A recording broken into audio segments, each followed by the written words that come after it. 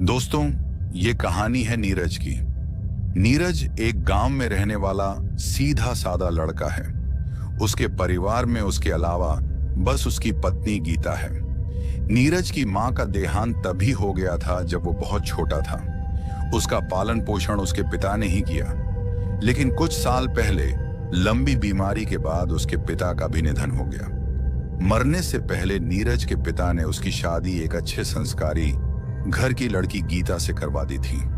गीता एक बहुत ही समझदार और स्नेही पत्नी है, जो हर समय नीरज का पूरा ख्याल रखती है।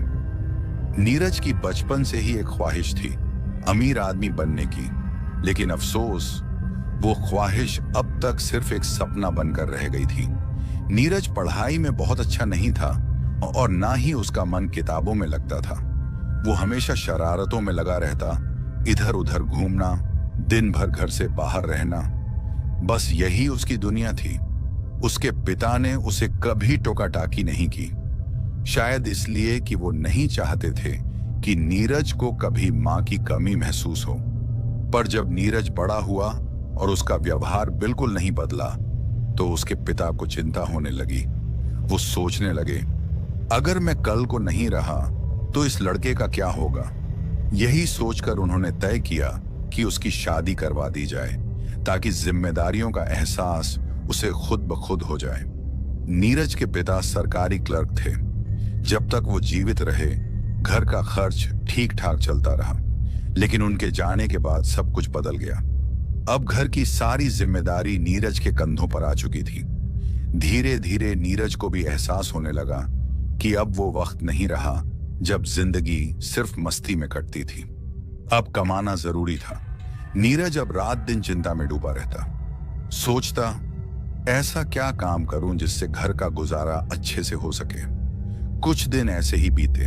फिर एक दिन उसका बचपन का दोस्त सोहन उसके घर आया। सोहन और नीरज की दोस्ती बचपन से ही गहरी थी।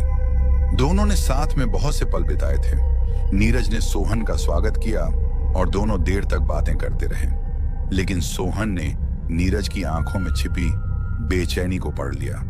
वो बोला, क्या हुआ नीरज, तू कुछ परेशान लग रहा है, कोई बात है क्या। पहले तो नीरज टाल गया, अरे नहीं यार, बस ऐसे ही। पर जब सोहन ने जोर दिया तो नीरज ने सारी बात बता दी। यार, पिताजी के जाने के बाद से घर का गुजारा बहुत मुश्किल हो गया है।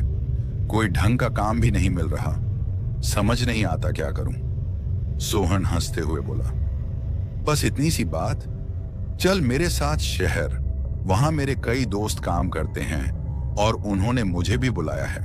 तू भी चल, काम मिल जाएगा किसी फैक्ट्री में। नीरज को थोड़ी राहत मिली, पर उसने पूछा, काम क्या करना होगा।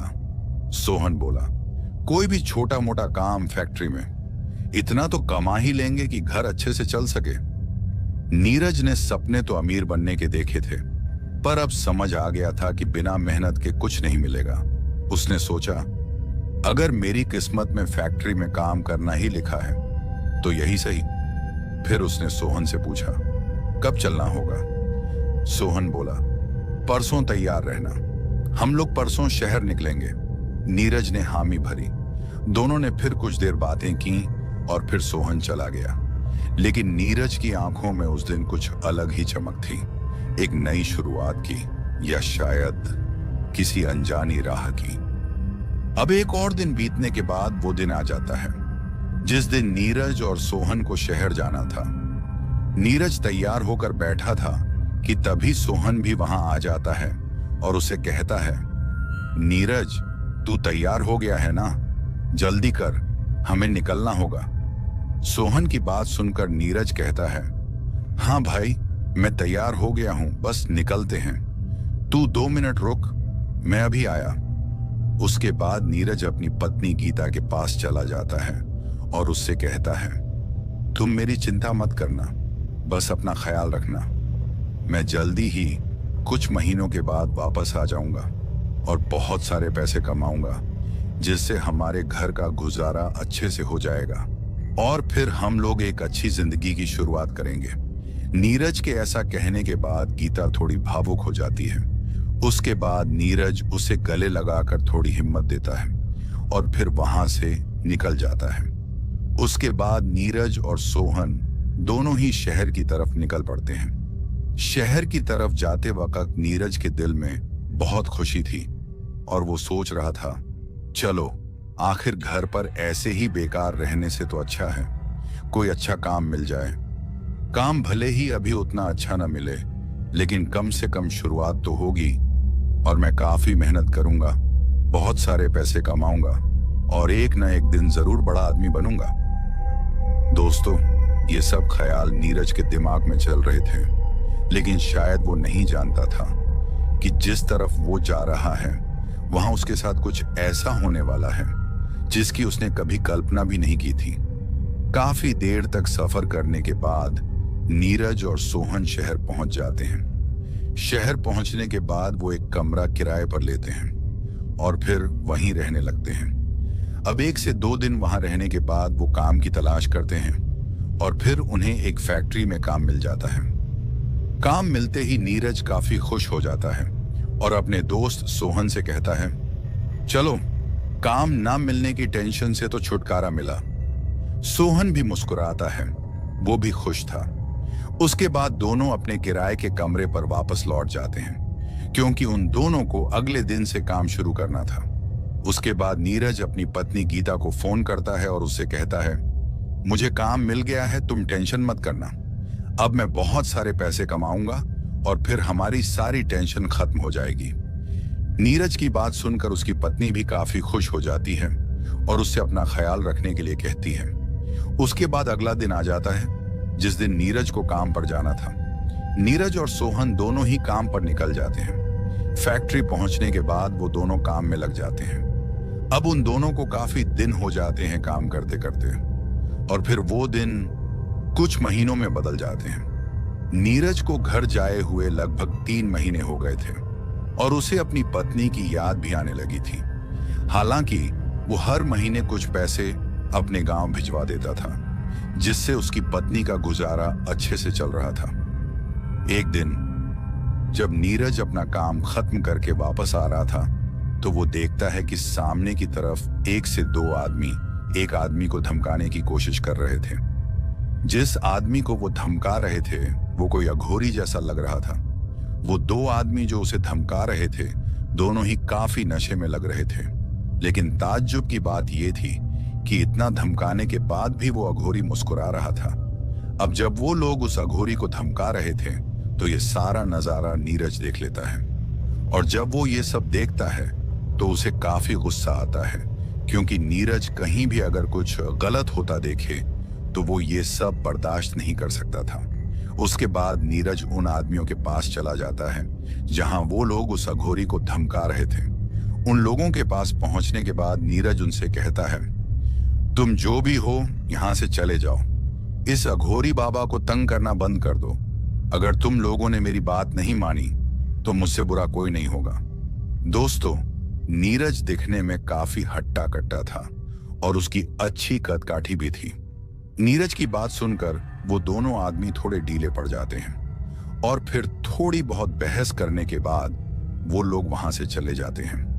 उन लोगों के वहां से जाने के बाद नीरज उस अघोरी से कहता है, बाबा अब आप आराम से जहां जाना चाहते हैं जा सकते हैं, आपको कोई भी तंग नहीं करेगा। नीरज की बात सुनकर वो अघोरी पहले तो मुस्कुराता है और फिर नीरज से कहता है, आज तुमने मेरी मदद की है, तुम मेरे लिए इन लोगों से भिड़ गए। हालांकि ना तुम मुझे जानते हो और ना मैं तुम्हें, लेकिन फिर भी तुमने अपने कदम मेरी सहायता के लिए बढ़ाए। तुम्हारे इस साहस को देखकर मैं काफी प्रसन्न हुआ हूं। अगर भविष्य में कभी भी तुम्हें कोई परेशानी हो तो तुम मुझे याद करना। यहां से थोड़ी आगे एक श्मशान घाट है, वहीं मैं रहता हूं, वहां आ जाना। तुम्हारी सारी परेशानियों का हल मैं कर दूंगा। उसके बाद वो अघोरी वहां से चला जाता है और नीरज भी वहां से लौटकर अपने कमरे में आ जाता है। अब कुछ दिनों तक तो सब सामान्य रहता है, लेकिन फिर एक दिन जब नीरज और सोहन काम से वापस आ रहे थे तो नीरज सोहन से कहता है, यार सोहन, पिछले 3 महीनों से हम लोग काम कर रहे हैं लेकिन दिल में संतुष्टि नहीं है।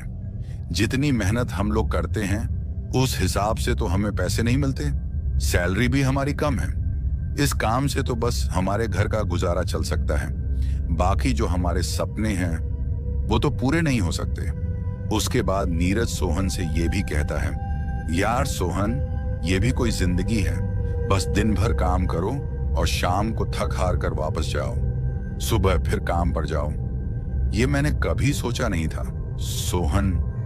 किस्मत ने मुझे ऐसा मोड़ दे दिया है कि अब कुछ समझ ही नहीं आ रहा कि आगे क्या करूं। जो जो सपने मैंने सोचे थे इस रास्ते से तो वो पूरे नहीं होने वाले। नीरज की बात सुनकर सोहन कहता है, यार तुम कुछ ज्यादा ही सोच रहे हो। तुम टेंशन मत करो, एक दिन सब ठीक हो जाएगा और ये दिन भी नहीं रहेंगे। अगर तुम्हारी किस्मत में बड़ा आदमी बनना लिखा होगा तो तुम जरूर बनोगे। ज्यादा सोचने से कुछ नहीं होता, तुम फिक्र मत करो, सब ठीक हो जाएगा। उसके बाद वो दोनों वहां से आगे चले जाते हैं। अब नीरज और सोहन जब ये बातें रास्ते में वापस जाते हुए कर रहे थे तो उनकी बातें वो अघोरी सुन लेता है, और ये अघोरी वही होता है जिसकी मदद नीरज ने की थी। खैर, अगले दिन नीरज और सोहन को फिर से फैक्ट्री में काम पर जाना था, लेकिन इस बार दोनों की शिफ्ट बदल चुकी थी। यानी कि सोहन की शिफ्ट सुबह से दोपहर 2 बजे तक थी और नीरज की शिफ्ट दोपहर 2 बजे से रात 10 बजे तक की। अब सुबह सोहन तो काम पर चला जाता है क्योंकि उसकी शिफ्ट सुबह थी, लेकिन नीरज दोपहर 2 बजे का इंतजार करता है क्योंकि आज उसे 2 बजे काम पर जाना था। नीरज पूरे दिन उस कमरे में बैठकर सोचता रहता है, यार मैंने अपनी जिंदगी के बारे में क्या सोचा था और ये सब क्या करना पड़ रहा है। कुछ घंटे बीतने के बाद नीरज भी काम पर निकल जाता है और फिर कुछ समय बाद फैक्ट्री पहुंच जाता है। वहां पहुंचने के बाद वो बाकी दिनों की तरह ही अपने काम में ध्यान देता है।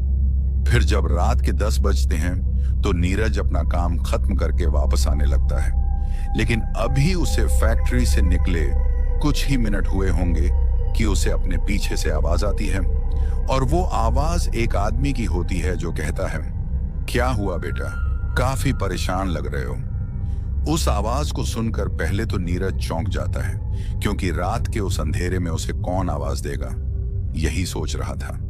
लेकिन फिर उस आवाज को सुनकर नीरज ने अपने मोबाइल की फ्लैशलाइट पीछे की तरफ की, और जैसे ही उसने पीछे देखा तो उसे एक अघोरी नजर आता है, और ये वही अघोरी होता है जिसे नीरज ने उन लोगों से बचाया था। अब जब नीरज उस अघोरी को देखता है तो वो उससे कहता है, बाबा आप इतनी रात को यहाँ क्या कर रहे हो। तो नीरज की बात सुनकर वो अघोरी कहता है, हम तो अघोरी हैं, हमारे लिए क्या रात और क्या दिन, हम तो चलते ही रहते हैं, जहां ऊपर वाला ले जाए। उसके बाद वो नीरज से पूछता है, क्या बात है, तुम कुछ परेशान लग रहे हो। उस अघोरी की बात सुनकर पहले तो नीरज कहता है, कुछ नहीं बाबा, बस ऐसे ही। लेकिन फिर अघोरी के और ज्यादा पूछने पर नीरज उसे कहता है, बाबा काफी दिनों से परेशान हूं। जो मैंने अपनी जिंदगी के बारे में सोचा था वो तो अब मुझे कभी भी पूरा होता नहीं दिख रहा। अब तो शायद पूरी जिंदगी ऐसे ही गुजरने वाली है। नीरज की बात सुनकर वो अघोरी कहता है, अगर मैं तुम्हारी जिंदगी को बदल दूं तो कैसा रहेगा। अघोरी की बात सुनकर नीरज थोड़ा मुस्कुराता है और फिर कहता है, बाबा आप क्या मेरी जिंदगी बदलोगे। शायद मेरी किस्मत में ऐसे ही जिंदगी बिताना लिखा है। नीरज की बात सुनकर वो अघोरी कहता है, मुझे पता है कि तुम्हारी ख्वाहिश एक अमीर आदमी बनने की है, लेकिन अब कुछ दिनों से तुमने वो आस छोड़ दी है। लेकिन तुम फिक्र मत करो, मैं तुम्हारी मदद करूंगा। जो तुम्हारी ख्वाहिश है उसे मैं पूरा करूंगा। नीरज अघोरी की बात सुनकर कहता है, बाबा आप क्यों मुझे झूठे सपने दिखा रहे हो। क्योंकि नीरज मन ही मन सोच रहा था, ये अघोरी खुद का तो पालन पोषण मुश्किल से कर रहा है और ये मुझे अमीर कैसे बनाएगा। नीरज को तो बस उस अघोरी की बातें झूठी लग रही थी, लेकिन तभी वो अघोरी नीरज से कहता है, मैं जानता हूं तुम अभी यही सोच रहे हो कि ये अघोरी तुम्हें कैसे अमीर बनाएगा। ये जरूर झूठ बोल रहा है, लेकिन मैं तुम्हें बता दूं कि मैं झूठ नहीं बोल रहा। और अब तुम ये भी सोच रहे हो कि मैं तुम पर इतनी मेहरबानी क्यों कर रहा हूं। तो तुम्हें बताता चलूं।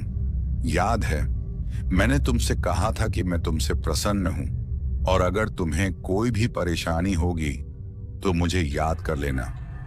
अब तुम तो ये सोचते होगे कि ये अघोरी मेरी क्या परेशानी दूर करेगा, तो तुम गलत सोच रहे हो। मैं जरूर तुम्हारी परेशानी दूर करूंगा।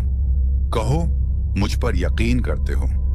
अघोरी की बातें सुनकर अब नीरज को भी उस पर यकीन होने लगा था, इसलिए वो मन में सोच रहा था, एक बार यकीन करने में क्या जाता है। उसके बाद नीरज उस अघोरी से कहता है, हाँ बाबा, मुझे आप पर यकीन है। नीरज की बात सुनकर अघोरी उससे कहता है, कल जब तुम अपना काम खत्म करके वापस आओगे तो काम से लौटकर रात को सीधा मेरे पास आना। यहाँ पीछे की तरफ एक श्मशान घाट है, वहां चले आना, और डरना मत, मैं वहीं तुम्हें मिलूंगा। और कल जब तुम मुझसे मिलोगे तो ये सोच लेना कि तुम्हारी किस्मत बदलने वाली है, क्योंकि मैं तुम्हें कुछ ऐसी चीज दूंगा जिसके कारण तुम रातों रात अमीर आदमी बन जाओगे। तुम्हारे पास किसी चीज की कमी नहीं होगी। अघोरी की बात सुनकर नीरज मान जाता है और फिर सीधा वापस अपने कमरे की तरफ लौट जाता है। कमरे में पहुंचने के बाद नीरज ये सारी बात अपने दोस्त सोहन से कहता है, और वो उससे ये भी कहता है कि ये वही अघोरी है जिसके बारे में मैंने कुछ दिन पहले तुमको बताया था।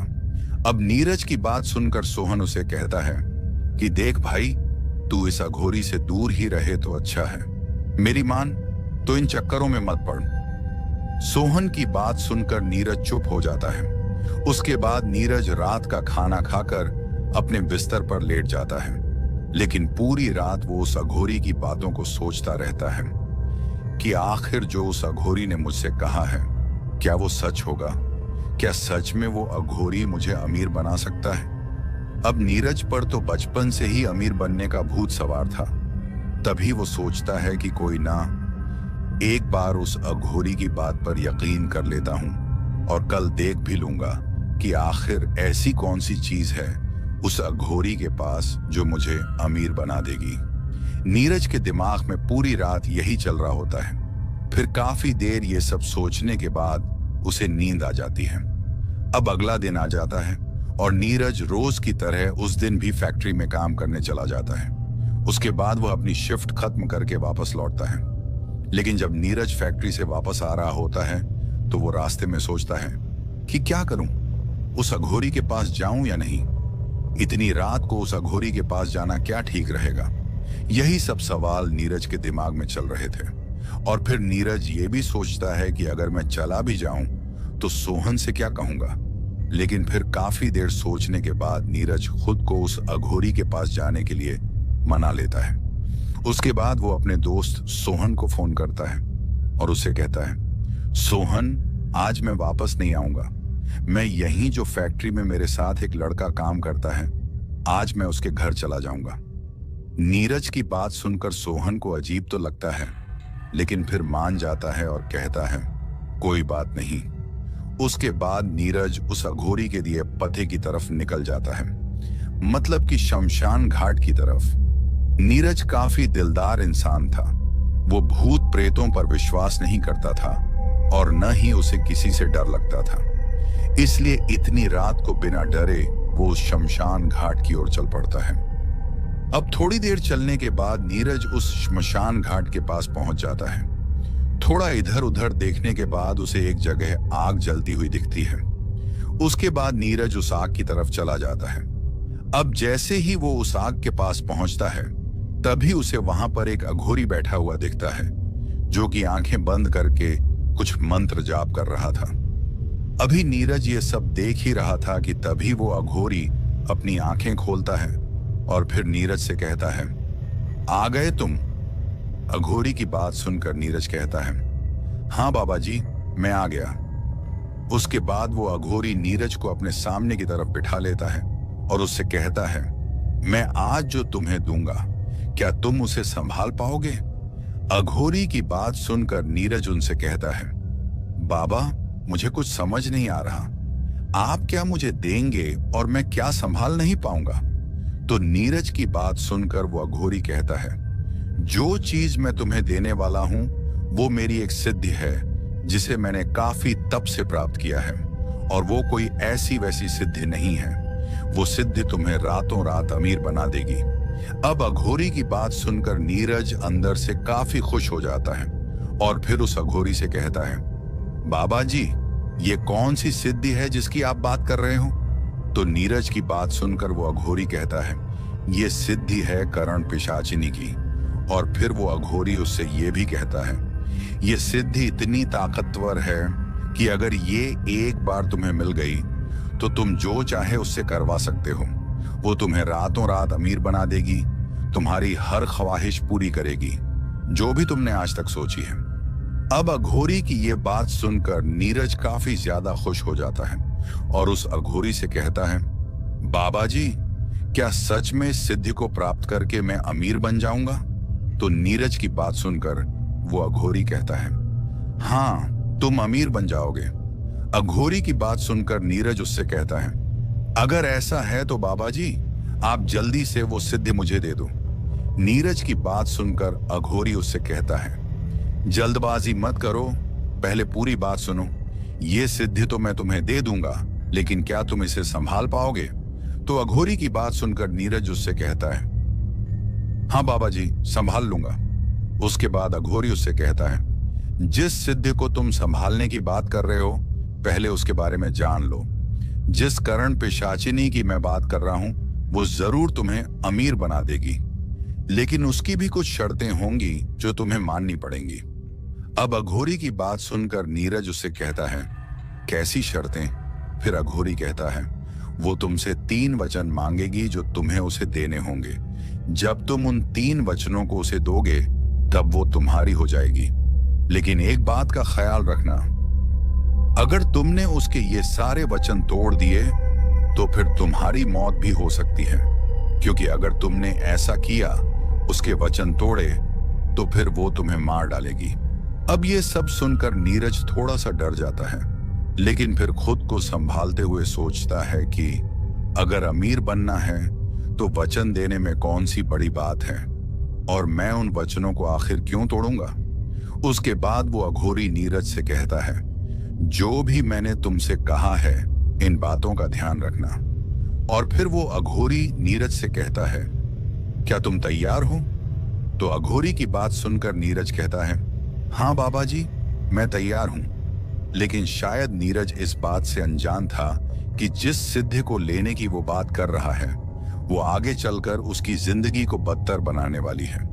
उसके बाद वो अघोरी काफी मंत्र जाप करता है और फिर कुछ मंत्र नीरज को भी अपने साथ पढ़ने के लिए कहता है। अब काफी देर मंत्र जाप करने के बाद वो अघोरी कुछ मंत्र नीरज को देता है, जो कि एक कागज पर लिखे होते हैं, और उसे कहता है कि इन मंत्रों को तुम्हें रोज जाप करना होगा। और वो उसे ये भी बताता है कि कितने दिनों तक तुम्हें ये मंत्र जाप करने होंगे। उसके बाद वो अघोरी नीरज से कहता है, अब तुम्हें अकेले रहना पड़ेगा। अघोरी की बात सुनकर नीरज उससे कहता है, बाबा, अकेले मतलब? नीरज की बात सुनकर अघोरी उसे कहता है, तुम्हारे साथ जो तुम्हारा दोस्त रहता है उसे अलग हो जाओ, क्योंकि अगर तुम उसके साथ रहोगे तो शायद उसकी जान पर खतरा हो सकता है, या शायद उसकी जान भी जा सकती है, क्योंकि करण पिशाचिनी तुम्हारे साथ किसी और को बर्दाश्त नहीं करेगी, चाहे वो कोई भी हो।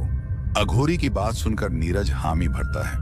उसके बाद नीरज उस अघोरी से कहता है, बाबा, जब ये सिद्धि पूरी हो जाएगी तो मुझे पता कैसे चलेगा?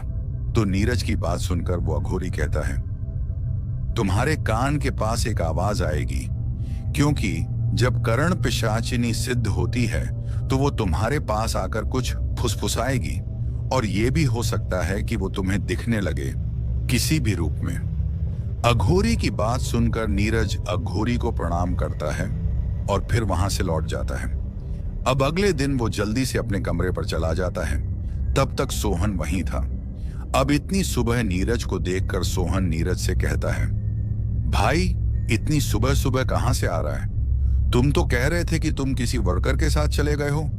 तो सोहन की बात सुनकर नीरज कहता है, हाँ, गया था, लेकिन अब पूरे दिन वहां पड़ा थोड़ा रहूंगा। नीरज की बात सुनकर सोहन को ठीक नहीं लगता, क्योंकि नीरज ने सोहन से कभी इस तरह से बात नहीं की थी। उसके बाद नीरज सोहन से कहता है, आज के बाद मैं तुम्हारे साथ नहीं रहूंगा। मुझे फैक्ट्री के पास दूसरा कमरा मिल गया है, अब से मैं वहीं रहूंगा। ये सब सुनकर सोहन को काफी अजीब लगता है और वो नीरज से कहता है, क्या हो गया भाई, मैंने कुछ कहा है क्या? मेरी बात का अगर कुछ भी बुरा लगा हो तो मुझे माफ कर देना यार। तुम दूसरा कमरा क्यों कर रहे हो, बताओ तो सही। सोहन की बात सुनकर नीरज उससे कहता है, मुझे इस बारे में बात नहीं करनी। उसके बाद नीरज अपना सामान उठाकर वहां से चला जाता है। नीरज का इस तरह से कमरा छोड़कर जाने से सोहन को काफी अजीब लगता है और उसे दुख भी होता है। सोहन को कुछ समझ नहीं आ रहा था कि आखिर नीरज ऐसा क्यों कर रहा है। खैर, अब नीरज सोहन का साथ छोड़कर नई जगह रहने लग गया था और वहीं से वो काम करने जाया करता। हालांकि जब कभी भी सोहन नीरज को फैक्ट्री में मिलता, वो उससे वैसे ही बात करता जैसे पहले करता था। लेकिन जब कभी भी सोहन उससे यह बात पूछता कि आखिर तुमने कमरा क्यों छोड़ा, तो नीरज हमेशा इस बात को टाल देता। अब नीरज को अकेले रहते लगभग 1 महीना होने लगता है, लेकिन उसे अभी तक कोई भी एहसास नहीं हो रहा था। वो बस यही सोच रहा था कि कहीं अघोरी झूठा तो नहीं है, क्योंकि जिस सिद्धि के लिए मैं इतना मंत्र जाप करता रहता हूं, अभी तक मुझे उसका कोई एहसास क्यों नहीं हो रहा। खैर, वो इस बात को नजरअंदाज करता है। अब एक रात जब नीरज सो रहा था, तो तभी उसको ऐसा महसूस होता है जैसे उसके बिस्तर पर कोई और उसके साथ लेटा हुआ है। लेकिन वो इस बात पर ज्यादा ध्यान नहीं देता और फिर से नींद करने लगता है। अब थोड़ी देर के बाद नीरज को फिर से कुछ महसूस होता है और वो एहसास ऐसा था कि जैसे किसी ने अपने हाथ को नीरज की कमर पर रख दिया हो और फिर हल्के से उस हाथ को उसके पेट की तरफ किया हो। अब कुछ देर के बाद वो हाथ उसे कसकर पकड़ लेता है। अब जब नीरज को लगता है कि उसे किसी ने पकड़ लिया है, तो वो जल्दी से अपनी आंखें खोलता है और फिर एकदम से खड़ा होकर अपने साथ वाले बिस्तर की तरफ देखने लगता है। लेकिन जब वो अपने साथ वाले बिस्तर की तरफ देखता है, तो उसे कुछ भी नजर नहीं आता। अब जब उसे कुछ भी दिखाई नहीं देता, तो वो सोचता है कि जरूर मैंने कोई बुरा सपना देखा होगा। उसके बाद नीरज फिर से सो जाता है। अब अगले दिन नीरज फिर से काम पर चला जाता है, लेकिन उसे इस बात का पता नहीं था कि अब आज के बाद उसकी जिंदगी बदलने वाली है। खैर, इस बार नीरज फैक्ट्री के पास आधा घंटा पहले ही पहुंच जाता है। अब उसकी शिफ्ट तो 2 बजे थी, लेकिन वो 1:30 पर ही पहुंच गया था। अब आधा घंटा पहले पहुंचने पर वो फैक्ट्री के सामने एक कैंटीन होती है, वहां चला जाता है और सोचता है कि जब तक मेरी शिफ्ट आएगी तब तक क्यों ना चाय पी ली जाए। कैंटीन पर पहुंचते ही उसे वहां पर 2 और वर्कर मिल जाते हैं, जिनकी शिफ्ट भी नीरज के साथ ही थी। वो भी आज पहले ही वहां पहुंचे थे। खैर, अब नीरज भी उन 2 वर्करों के साथ बैठ जाता है और फिर चाय मंगवाकर पीने लगता है। अब वो तीनों बैठकर कुछ बातें करने लगते हैं। तभी उनमें से एक वर्कर नीरज से कहता है कि इस कैंटीन की चाय काफी अच्छी होती है। मैं जब भी काम पर आता हूँ, यहाँ की चाय पीकर जरूर जाता हूँ। अब तो इस चाय की आदत हो गई है। तो उस वर्कर की बात सुनकर नीरज उससे कहता है कि आज के बाद तुमको ये चाय नसीब नहीं होने वाली। ये बात सुनकर वो वर्कर नीरज से कहता है कि तुम ये कैसी बातें कर रहे हो, क्या तुम्हें मैं ही मिला हूं मजाक बनाने को? तो वर्कर की बात सुनकर नीरज कहता है कि मैं मजाक नहीं कर रहा। उसके बाद नीरज वहां से उठकर फैक्ट्री की तरफ चला जाता है, लेकिन वो दोनों वर्कर नीरज का मजाक बनाते हैं और पीछे से एक दूसरे से कहते हैं कि लगता है ये पागल हो गया है, कैसी उल्टी सीधी बातें कर रहा है। अब जब नीरज फैक्ट्री के अंदर जाता है और फिर काम करने लगता है, तभी उसे एहसास होता है कि अभी मेरे कान में जो कुछ भी मैंने सुना और उन वर्करों को बोला, वो सब क्या था? वो कैसे आवाज थी जिसे सुनकर मैंने बिना सोचे समझे कह दिया? अब वो वर्कर मेरे बारे में क्या सोचते होंगे? खैर, नीरज इस बात को नजरअंदाज करके अपने काम पर ध्यान देता है और फिर काम खत्म होने पर वापस चला जाता है। अब आज की रात भी जब नीरज घर पहुंचता है और फिर रात को सोता है तो उसे कल की तरह फिर से वो हाथ अपने ऊपर महसूस होता है और आज वो फिर से डर जाता है। लेकिन इस बार वो सोचता है कि कहीं ये जो कुछ मेरे साथ हो रहा है, कहीं ये उस सिद्धि का काम तो नहीं। उसके बाद नीरज इस बात पर ध्यान न देकर फिर से सो जाता है। अब हर दिन की तरह इस बार भी अगले दिन नीरज काम पर चला जाता है, लेकिन इस बार जब वो फैक्ट्री के पास पहुंचता है तो जो वह देखता है उसे देखकर उसे यकीन नहीं होता। दोस्तों, नीरज जो देखता है वो ये था कि फैक्ट्री के सामने की तरफ जो कैंटीन थी उसमें रात को आग लगने से पूरी कैंटीन जलकर तहस नहस हो गई थी। उस कैंटीन की काफी बुरी हालत हो गई थी। ऐसा लग रहा था जैसे वहां पहले कोई कैंटीन थी ही नहीं। अब जब नीरज ये सब देखता है तो उसे पहले तो यकीन ही नहीं हो रहा था, क्योंकि कल उसने उन वर्करों को जो कुछ बोला था वो सब सच हो गया था। अब नीरज को लगने लगा था कि जरूर उसने करण पिशाचिनी को सिद्ध कर लिया है। नीरज को देखकर वो वर्कर काफी ज्यादा डर जाते हैं। ये वही दो वर्कर थे जिनके साथ कल बैठकर नीरज ने चाय पी थी और उनसे कहा था कि कल ये कैंटीन तुम्हें यहां दिखने वाली नहीं है। खैर, उसके बाद नीरज अपने काम पर चला जाता है और काम करने लग जाता है। अब जो वो दोनों वर्कर्स थे जिनके साथ नीरज ने कल कैंटीन में बैठकर वो बात की थी, वो दोनों वर्कर्स उस बात को दूसरे वर्कर्स को बता देते हैं कि कल नीरज ने हमसे ये सब कहा था और आज वो सब सच हो गया। ये बात पूरी फैक्ट्री में फैल जाती है। खैर, नीरज अपना काम खत्म करके वापस आ जाता है, लेकिन आज की रात नीरज के लिए खास होने वाली थी। कमरे पर पहुंचने के बाद नीरज सबसे पहले तो खाना खाता है और फिर कुछ देर बाद अपने बिस्तर पर लेट जाता है।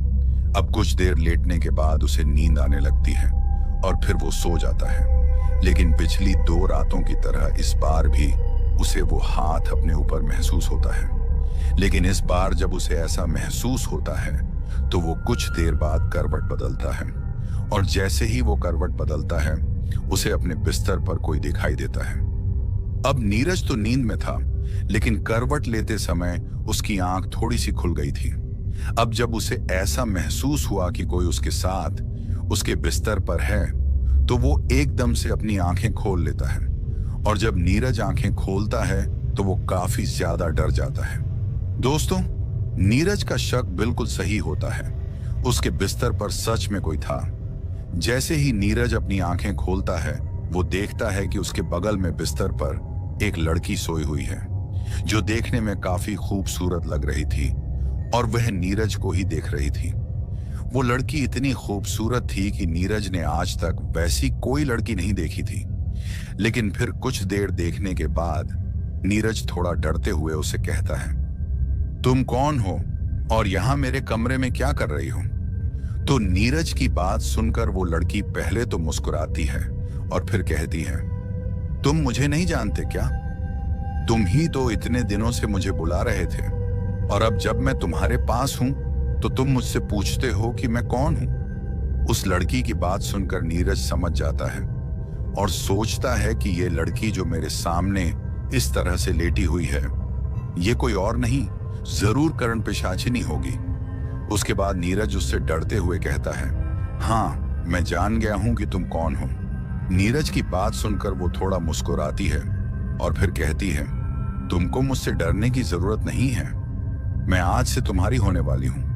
उस करण पिशाचिनी की बात सुनकर नीरज उससे कहता है, क्या तुम मेरी सभी ख्वाहिशें पूरी करोगी? तो नीरज की बात सुनकर वो कहती है, हाँ, मैं तुम्हारी सभी ख्वाहिशें पूरी करूंगी, लेकिन सबसे पहले तुम्हें मुझे 3 वचन देने होंगे। अब अघोरी ने पहले ही नीरज को बता दिया था कि वो तुमसे 3 वचन मांगेगी, इसीलिए अघोरी की बात याद करके नीरज उससे कहता है, मैं जरूर तुम्हें वो 3 वचन दूंगा जो तुम मुझसे मांगोगी।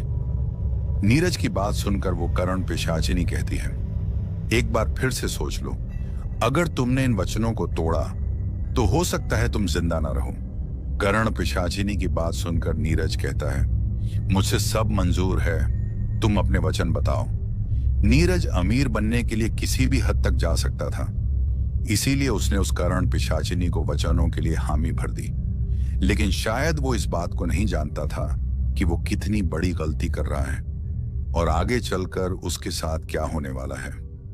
खैर, नीरज की बात सुनकर वो करण पिशाचिनी उसे कहती है, तो सुनो, मेरा पहला वचन है कि तुम मेरे अलावा किसी भी स्त्री के साथ कोई भी रिश्ता नहीं रखोगे। तुम्हें जो भी शारीरिक संबंध बनाने होंगे वो सिर्फ मेरे साथ ही बनाने होंगे। किसी भी औरत से तुम्हारा कोई भी संबंध नहीं होगा। आज से तुम सिर्फ मेरे रहोगे। बोलो, क्या तैयार हो पहला वचन देने के लिए? अब करण पिशाचिनी की बात सुनकर नीरज पहले थोड़ा सोचता है, क्योंकि उसे अपनी पत्नी गीता की चिंता हो रही थी। लेकिन फिर सोचता है कि अगर मैंने इसे वचन देने से मना कर दिया तो ये चली जाएगी और मैं फिर कभी अमीर आदमी नहीं बन पाऊंगा। दोस्तों, मैंने आपको पहले भी कहा है, अमीर बनने के लिए नीरज किसी भी हद तक जा सकता है। इसलिए नीरज उस करण पिशाचिनी को पहला वचन दे देता है। अब करण पिशाचिनी उससे दूसरा वचन कहती है, आज के बाद तुम अपने घर में किसी भी भगवान की पूजा नहीं करोगे। वचन दो मुझे। नीरज ये वचन भी उसे दे देता है। उसके बाद करण पिशाचिनी उसे अपना तीसरा और आखिरी वचन कहती है। वो कहती है, मुझे तीसरा वचन ये दो कि तुम हमेशा मेरी बात मानोगे। चाहे मैं तुम्हारे कान के पीछे भी कुछ कहूं तो भी तुम उसे कभी भी अनसुना नहीं करोगे और मेरे बारे में किसी को भी कभी कुछ नहीं बताओगे। मुझे वचन दो। करण पिशाचिनी की बात सुनकर नीरज ये तीसरा वचन भी उसे दे देता है। अब जब ये तीनों वचन नीरज से मिल जाते हैं तो वो काफी खुश हो जाती है। वो नीरज से कहती है, आज से मैं तुम्हारी हुई। जब तक तुम जिंदा रहोगे मैं तुम्हारी रहूंगी। मैं तुम्हें कभी छोड़कर नहीं जाऊंगी और न तुम कभी जाना। और इन तीनों वचनों को याद रखना, ये कभी टूटने न पाए, इस बात का ख्याल रखना। उसके बाद नीरज हामी भरता है। फिर करण पिशाचिनी नीरज के करीब आती है और उसे गले लगाती है। उसके बाद वो उसके साथ शारीरिक संबंध भी बनाती है। अब अगले दिन नीरज काफी खुश था, क्योंकि उसकी अमीर बनने की ख्वाहिश अब जल्दी पूरी होने वाली थी। उसके बाद नीरज उस करण पिशाचिनी से कहता है, मैं अब बिल्कुल भी वक्त गंवाना नहीं चाहता, मुझे अमीर बना दो। तो नीरज की बात सुनकर वो कहती है, तुम रोज की तरह काम पर चले जाओ। अब जब वो करण पिशाचिनी नीरज से ऐसा कहती है तो नीरज को काफी अजीब लगता है और वह कहता है, अब तो तुम मेरे साथ हो, अब मुझे काम पर जाने की क्या जरूरत है? तो नीरज की बात सुनकर वो उससे कहती है, आज तुम काम पर जाओ तो सही, तुम्हें खुद पता चल जाएगा कि आज से तुम्हारी जिंदगी बदलने वाली है। अब करण पिशाचिनी की बात सुनकर नीरज मान जाता है और फिर वो सीधा अपनी फैक्ट्री की तरफ काम करने निकल जाता है। अब जैसे ही नीरज फैक्ट्री पर पहुंचता है तो वो देखता है कि सभी वर्कर्स उसे काफी अजीब नजरों से देख रहे होते हैं, क्योंकि उन दो वर्कर्स ने पहले ही उन दूसरी फैक्ट्री में काम करने वाले लोगों को वो बात बता दी थी कि नीरज ने जो भी कहा था वो सब सच साबित हुआ है। मतलब कैंटीन वाली बात अब फैक्ट्री में सब लोगों को पता चल गई थी। खैर, नीरज उन सब लोगों की तरफ ध्यान न देकर अपने काम पर लग जाता है। अब थोड़ी देर के बाद उस फैक्ट्री का मालिक आ जाता है और फिर वो नीरज को अपने पास बुलाता है, क्योंकि फैक्ट्री के मालिक को भी ये बात पता चल गई थी कि इसने कल जो भी उस कैंटीन के बारे में कहा था वो सब सच हुआ है। उसके बाद वो फैक्ट्री का मालिक नीरज से कहता है कि तुम्हें कैसे पता था कि वो कैंटीन तबाह होने वाली है? तो फैक्ट्री के मालिक की बात सुनकर नीरज उससे कहता है कि मुझे कुछ एहसास हुआ था, तभी मैंने ऐसा कहा था। अब मेरी बात सच हो गई, उसमें मेरी क्या गलती? नीरज की बात सुनकर फैक्ट्री का मालिक कहता है, मुझे तो लगता है कि कहीं उस फैक्ट्री की तबाही में तुम्हारा हाथ तो नहीं। अब ऐसा सुनते ही नीरज को काफी गुस्सा आ जाता है और वो उस फैक्ट्री के मालिक से कहता है, आप मुझ पर यह झूठा आरोप कैसे लगा सकते हैं? अब जब नीरज ऐसा कहता है तो तभी नीरज के कान में फिर से फुसफुसाहट आने लगती है और फिर नीरज गुस्से में उस फैक्ट्री के मालिक से कहता है, आपने मुझ पर झूठा आरोप कैसे लगाया जबकि मेरा इसमें कोई भी हाथ नहीं है? अगर आपको मेरा यकीन नहीं है तो एक बात और सुन लो, जल्दी से अपने घर पहुंचो, क्योंकि अब कुछ देर में ही आपके लड़के पर संकट आने वाला है, उसकी जान को खतरा है। अब जब नीरज ऐसा कहता है तो फैक्ट्री के मालिक को भी गुस्सा आ जाता है और वो नीरज को उस फैक्ट्री से धक्के मारकर बाहर निकलवा देता है और उससे कहता है कि ये आदमी पागल हो गया है। अब जब नीरज को फैक्ट्री से इतना बेइज्जत करके निकाला जाता है तो उसे काफी बुरा लगता है। उसके बाद नीरज अपने रूम पर लौट जाता है और काफी गुस्सा करता है। अब जब नीरज की ऐसी हालत वो करण पिशाचिनी देखती है तो वो उससे कहती है, क्या हुआ, तुम इतना गुस्सा क्यों कर रहे हो? तो करण पिशाचिनी की बात सुनकर वो उससे कहता है, अब तो खुश हो ना तुम, मुझे बेइज्जत करवा कर। तुमने जो भी मेरे कान में बोला मैंने वही कहा, फिर भी उस फैक्ट्री के मालिक ने मेरे साथ ऐसा बर्ताव किया। नीरज की बात सुनकर वो उससे कहती है, तुम फिक्र मत करो, मैंने जो भी तुमसे करवाया है तुम्हारे भले के लिए ही किया है। अब से कुछ देर बाद वो फैक्ट्री का मालिक तुम्हारे कदमों में होगा। अब जब वो करण पिशाचिनी ऐसा कहती है तो नीरज को काफी अजीब लगता है और वो सोचता है कि आखिर ऐसा कैसे हो सकता है कि फैक्ट्री का मालिक मेरे कदमों में आ जाए। अब नीरज को अपने कमरे पर बैठे कुछ ही वक्त हुआ होगा कि तभी उसके दरवाजे पर कोई दस्तक देता है और उसके दरवाजे को बाहर से कोई जोर जोर से बजाता है। दरवाजा बजता देख नीरज दरवाजा खोलता है और जैसे ही दरवाजा खोलता है उसे अपने सामने फैक्ट्री का वही मालिक दिखता है। फैक्ट्री के मालिक को देखकर उसे काफी अजीब लगता है और उस पर गुस्सा भी आता है क्योंकि नीरज को उसने इतना बेइज्जत करके निकाला था। अब फैक्ट्री के मालिक को देखकर नीरज उससे कहता है, अब यहाँ क्या लेने आए हो? तुम्हारा मन नहीं भरा क्या मुझे बेइज्जत करके? नीरज की बात सुनकर वो फैक्ट्री का मालिक सीधा नीरज के कदमों को पकड़ लेता है और काफी जोर से रोता है और फिर नीरज से कहता है, मुझे माफ कर दो, तुम जो भी सजा मुझे देना चाहते हो दे सकते हो, लेकिन मेरे बेटे को बचा लो। उसके बाद वो फैक्ट्री का मालिक उससे ये भी कहता है कि मैंने तुम्हारी बात न मानकर काफी बड़ी गलती की है। तुम्हारी बात बिल्कुल सच्ची थी, मेरे बेटे का काफी खतरनाक एक्सीडेंट हो गया है, वो जिंदगी और मौत के बीच लड़ रहा है, अभी वो हॉस्पिटल में एडमिट है। तुम कुछ भी करो उसे बचा लो और मुझे पता है कि तुम जरूर उसे बचा लोगे। अब उस फैक्ट्री के मालिक की बात सुनकर पहले तो नीरज शॉक हो जाता है क्योंकि उसे यकीन ही नहीं हो रहा था कि जिस मालिक ने उसको फैक्ट्री से बेइज्जत करके निकाला था अब वही मालिक उसके कदमों में अपनी औलाद के लिए भीख मांग रहा है। लेकिन फिर नीरज ये भी सोचता है कि आखिर मैं इसके बेटे को कैसे बचा सकता हूं, वो तो डॉक्टर का काम है। अभी नीरज ये सब सोच ही रहा था कि तभी करण पिशाचिनी फिर से नीरज के कान में कुछ फुसफुसाती है और करण पिशाचिनी के कहने पर नीरज उस फैक्ट्री के मालिक से कहता है, तुम फिक्र मत करो, तुम्हारे बेटे को कुछ नहीं होगा, वो बहुत जल्द ठीक हो जाएगा। अब जब नीरज ने ऐसा कहा तो फैक्ट्री का मालिक काफी खुश हो जाता है और उससे कहता है, अगर मेरे बेटे की जान बच गई तो मैं तुम्हारी जिंदगी बदल दूंगा। उसके बाद नीरज उससे कहता है, अब तुम फिक्र मत करो, तुम अपने बेटे के पास चले जाओ, वो जल्दी ठीक हो जाएगा। नीरज की बात सुनकर वो मालिक बहुत खुश हो जाता है और फिर वहां से चला जाता है। अब जब नीरज ने यह सब देखा तो वो काफी खुश हो जाता है क्योंकि जिस मालिक ने उसे बेइज्जत करके निकाला था अब वही उससे माफी मांग कर गया है। ये सब होने के बाद नीरज करण पिशाचिनी की तरफ देखता है और उससे कहता है, मान गया तुम्हारी ताकत को, तुम सच में बहुत शक्तिशाली हो। उसके बाद करण पिशाचिनी नीरज से कहती है, अभी तो तुमने मेरी ताकत को देखा ही कहां है, आगे देखते जाओ मैं तुम्हारे लिए क्या क्या करती हूं। अब 1 से 2 दिन और गुजर जाने के बाद नीरज के दरवाजे पर फिर से कोई दस्तक देता है और इस बार जैसे ही नीरज दरवाजा खोलता है उसे फिर से अपने दरवाजे के बाहर वही फैक्ट्री का मालिक दिखाई देता है।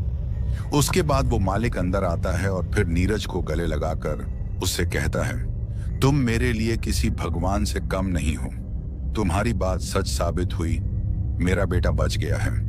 फैक्ट्री के मालिक की बात सुनकर नीरज उसे कहता है, ये तो बड़ी अच्छी बात है। उसके बाद फैक्ट्री का मालिक नीरज को एक बैग देता है जो कि पैसों से भरा हुआ था। अब जब नीरज उस बैग में पड़े पैसे देखता है तो उसकी आंखें फटी की फटी रह जाती हैं क्योंकि इतना ज्यादा पैसा उसने अपनी जिंदगी में पहली बार देखा था। दोस्तों, इतना ही नहीं, फैक्ट्री के मालिक ने एक बड़ा सा घर भी नीरज को गिफ्ट कर दिया, क्योंकि उसके इकलौते बेटे की जान जो बची थी। उसके बाद वो फैक्ट्री का मालिक वहां से चला जाता है। दोस्तों, आप में से काफी लोग ये सोच रहे होंगे कि क्या फैक्ट्री के मालिक ने करण पिशाचिनी को नहीं देखा? तो आपको बता दूं कि नीरज के अलावा उस करण पिशाचिनी को ना कोई देख सकता है और ना कोई सुन सकता है। जो पैसे उस मालिक से नीरज को मिले थे, उतने सारे पैसे देखकर नीरज की खुशी का ठिकाना नहीं था। वो पैसे देखकर एकदम पागल हो गया था। उसे अब किसी चीज की परवाह नहीं थी। नीरज ने अब अपने कमरे को छोड़ दिया था। वो अब एक आलीशान घर में रहने लगा था, जो कि उस फैक्ट्री के मालिक ने उसे गिफ्ट में दिया था।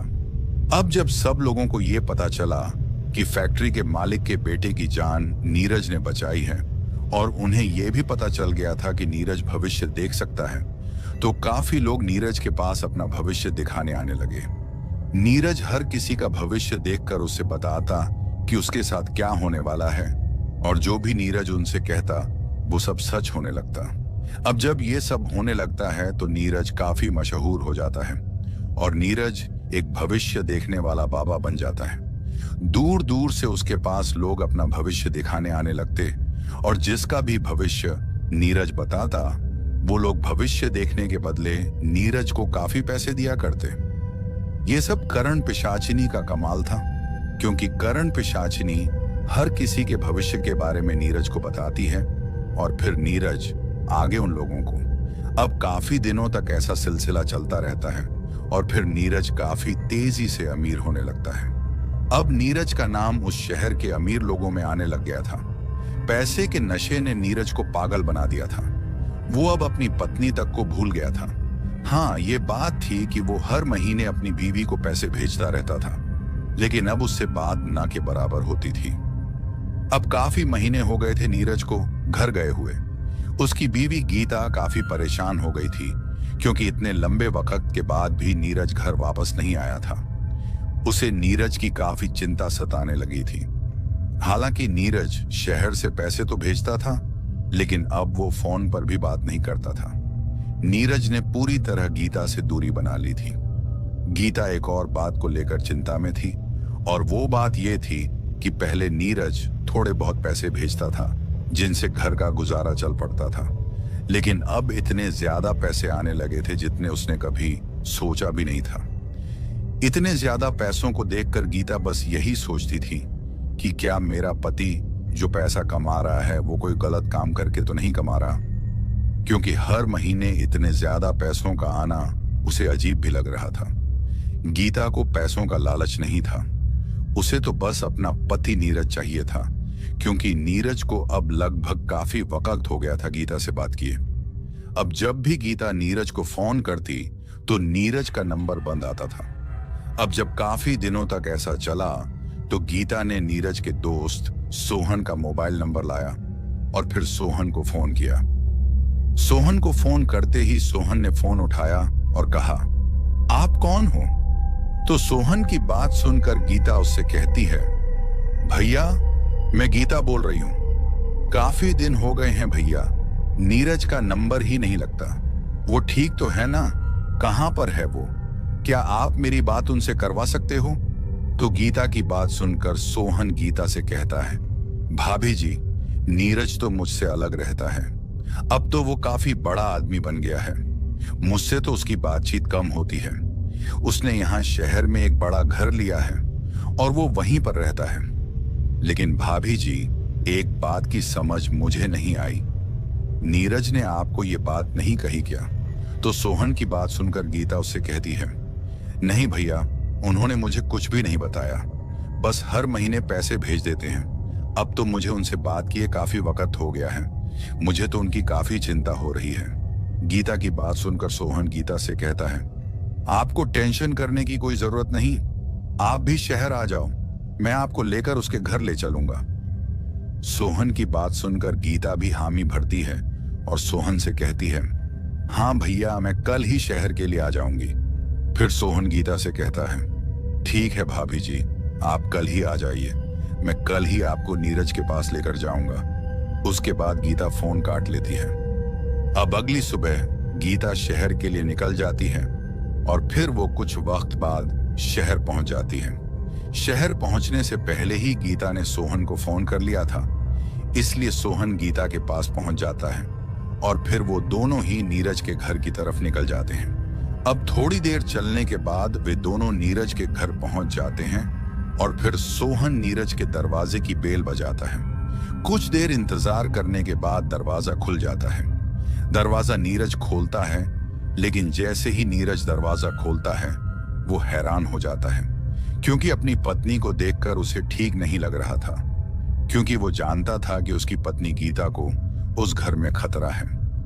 लेकिन फिर सोहन उससे कहता है, यार नीरज, अब अंदर भी बुलाएगा कि बाहर ही रखेगा भाभी जी को? उसके बाद नीरज थोड़ा हिचकिचाते हुए कहता है, ऐसी बात नहीं है, अंदर आ जाओ। उसके बाद उसकी पत्नी नीरज का हालचाल वगैरह पूछती है और फिर रोने लगती है कि तुमने तो मुझे भुला ही दिया है, न फोन करते हो न घर आते हो। लेकिन फिर नीरज कोई बहाना लगाकर उसे मना लेता है। नीरज के घर को देखकर गीता काफी हैरान होती है, क्योंकि इतना आलीशान घर उसने पहली बार देखा था। यह सब देखकर सोहन भी काफी हैरान था और वह नीरज से कहता है, देख नीरज, तेरा सपना आखिर सच हो ही गया। तू सच में अमीर आदमी बन गया यार। मैं कहता था ना, भगवान पर विश्वास रख, वो सब ठीक कर देगा। अब जैसे ही सोहन ने भगवान का नाम लिया, नीरज उसे चुप रहने को कहता है और कहता है, दोबारा ये नाम इस घर में मत लेना। अब जब ये बात नीरज सोहन से कहता है तो उसे काफी अजीब लगता है, लेकिन फिर वो इस बात को भुलाकर थोड़ी बहुत बातें करते हैं। फिर कुछ देर बाद सोहन वहां से चला जाता है, लेकिन सोहन के जाते जाते नीरज उसे कुछ पैसे देता है। हालांकि सोहन वो पैसे लेने से मना करता है, लेकिन फिर नीरज के काफी बार कहने पर सोहन वो पैसे पकड़ लेता है और वहां से चला जाता है। अब नीरज की पत्नी पूरे घर को काफी हैरानी से देख रही थी और फिर वो सोचती है कि घर तो इतना आलीशान है, लेकिन मुझे इस घर में एक जगह भी भगवान की ना तो कोई मूर्ति दिखी है और ना कोई मंदिर। दोस्तों, नीरज ने उस घर में ना तो भगवान की तस्वीर लगाई थी और ना मूर्ति, क्योंकि जिस जगह भी करण पिशाचिनी सिद्ध होती है वहां भगवान की किसी भी चीज को नहीं रखा जाता। अगर नीरज भगवान की मूर्ति या कोई भी चीज उस घर में रखता तो करण पिशाचिनी का एक वचन टूट जाता, और अगर ऐसा होता तो फिर नीरज की जान खतरे में चली जाती। इसीलिए नीरज ने उस घर में कुछ भी नहीं रखा था। अब कुछ देर बाद रात हो जाती है। नीरज और गीता खाना खाकर अब सोने के लिए चले जाते हैं, लेकिन जैसे ही गीता नीरज के रूम में उसके साथ जाती है, तभी नीरज उसे अपने साथ सोने से मना कर देता है और गीता से कहता है, दूसरे कमरे में सो जाओ। अब जब नीरज ऐसा कहता है तो गीता को काफी अजीब लगता है और फिर वो उससे कहती है, आप ऐसा क्यों बोल रहे हो? तो गीता की बात सुनकर नीरज गुस्से में कहता है, जैसे मैंने तुमसे कहा है वही करो, तुम दूसरे कमरे में सो जाओ। उसके बाद नीरज अपने कमरे में चला जाता है और फिर दरवाजा बंद कर लेता है। अब नीरज के ऐसा कहने पर गीता को काफी बुरा लगता है, लेकिन फिर वो सोचती है कि हो सकता है काम की वजह से ये थोड़े चिड़चिड़े हो गए हों। खैर, इन सब बातों को नजरअंदाज करके गीता भी दूसरे कमरे में सो जाती है। अब अगले दिन नीरज के घर पर काफी लोग आते हैं और नीरज एक कुर्सी पर बैठकर उन सब लोगों का भविष्य देखने लग जाता है। उन सब लोगों को देखकर गीता को काफी अजीब लगता है और फिर वो अपने पति नीरज को भी देखती है। उसे कुछ समझ ही नहीं आ रहा था कि आखिर ये सब क्या हो रहा है। नीरज हर किसी का भविष्य देखकर उन्हें बता रहा था और फिर भविष्य बताकर उनसे पैसे लेता था। ये सब नजारा गीता देख रही थी और वो सोच रही थी कि ऐसा कैसे हो सकता है। मेरे पति नीरज को क्या सच में भविष्य दिखता है, और अगर दिखता है तो इन्होंने इस बारे में मुझे पहले क्यों नहीं बताया। गीता इन्हीं बातों को सोच रही होती है। अब थोड़ी देर बाद वो सब लोग वापस चले जाते हैं और फिर गीता अपने पति नीरज के पास चली जाती है और फिर नीरज से कहती है, क्या आप सच में भविष्य देख सकते हो?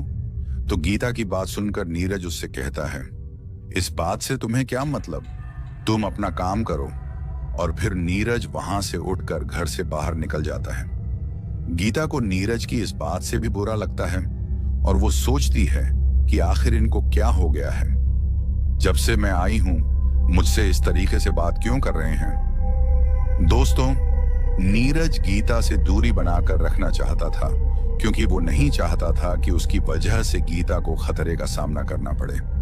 क्योंकि अगर वो गीता से प्यार से बात करेगा तो हो सकता है करण पिशाचिनी को ये सब ठीक ना लगे और वो उसे मार डाले। अब कुछ दिन तक सब कुछ वैसे ही चलता रहता है।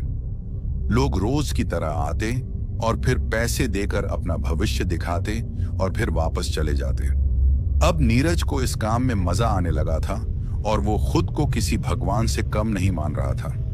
पैसों के नशे में वो इतना पागल हो गया था कि अब उसे किसी से कोई मतलब नहीं था। नीरज को खुद पर घमंड हो गया था।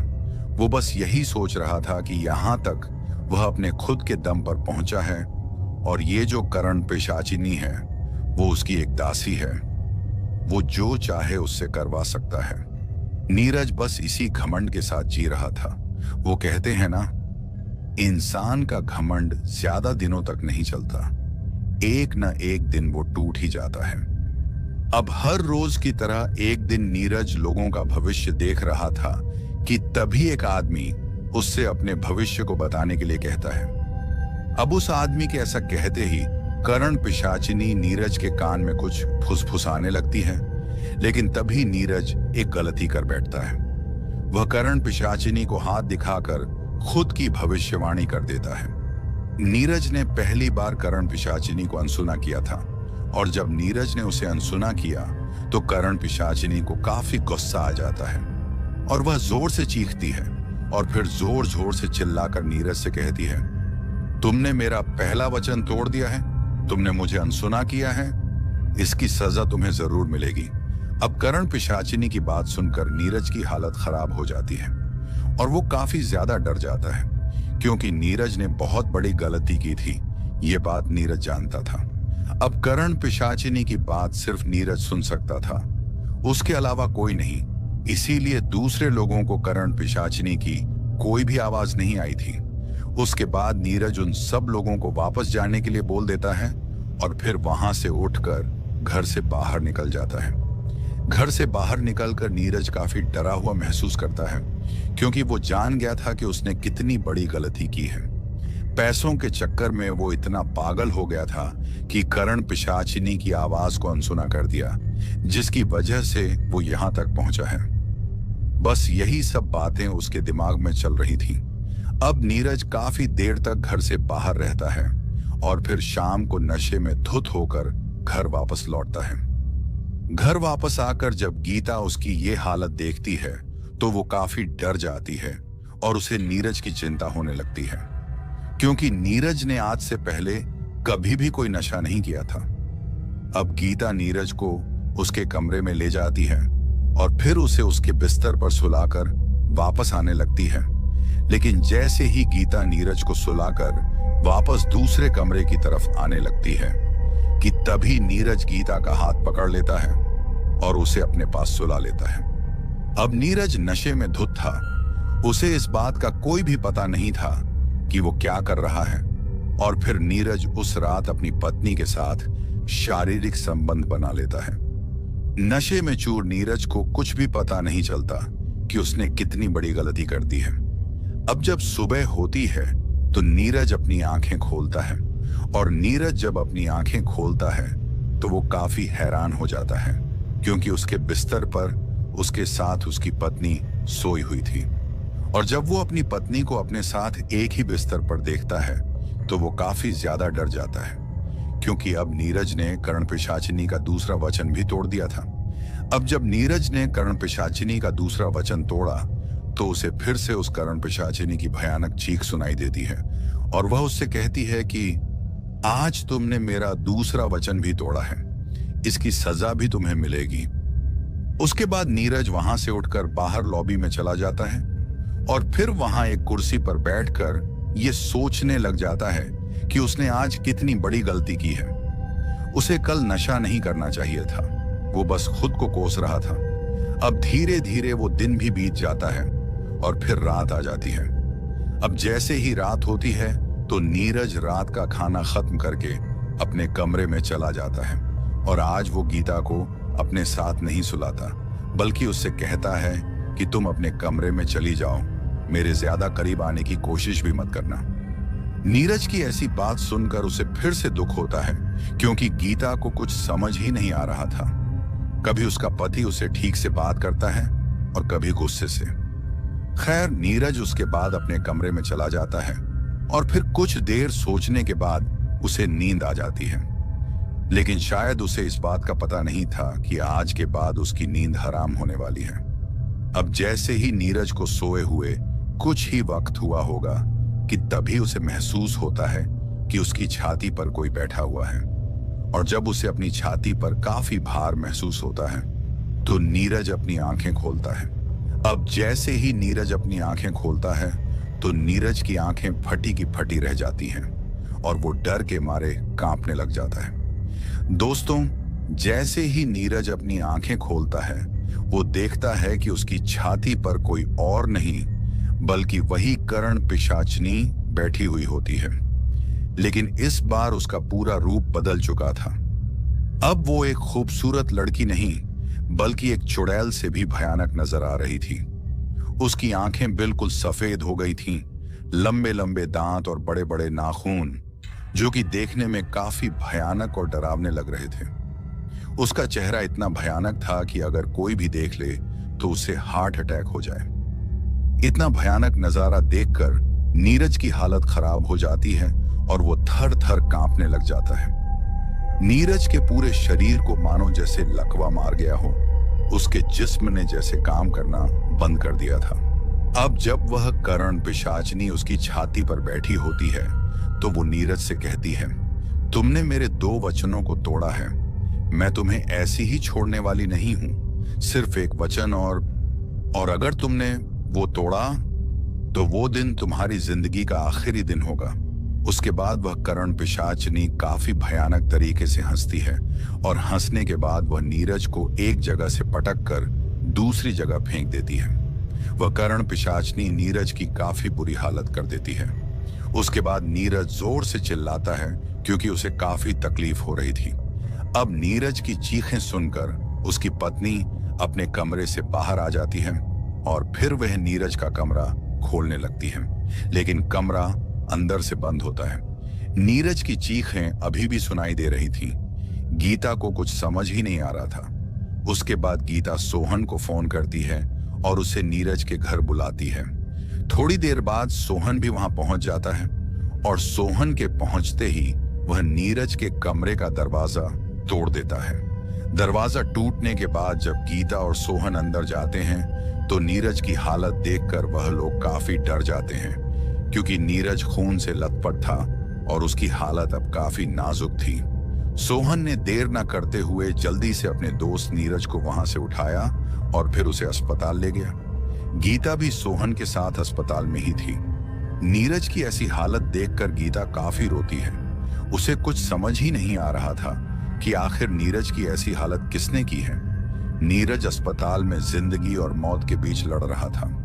उसके बाद गीता सोहन से कहती है, सोहन भैया, तुम दोनों के बीच ऐसा क्या हुआ था जो मेरे पति तुमसे अलग रहने लग गए? तो गीता की बात सुनकर सोहन गीता से कहता है, हमारे बीच ऐसा कुछ भी नहीं हुआ था, लेकिन पता नहीं नीरज को क्या हुआ था।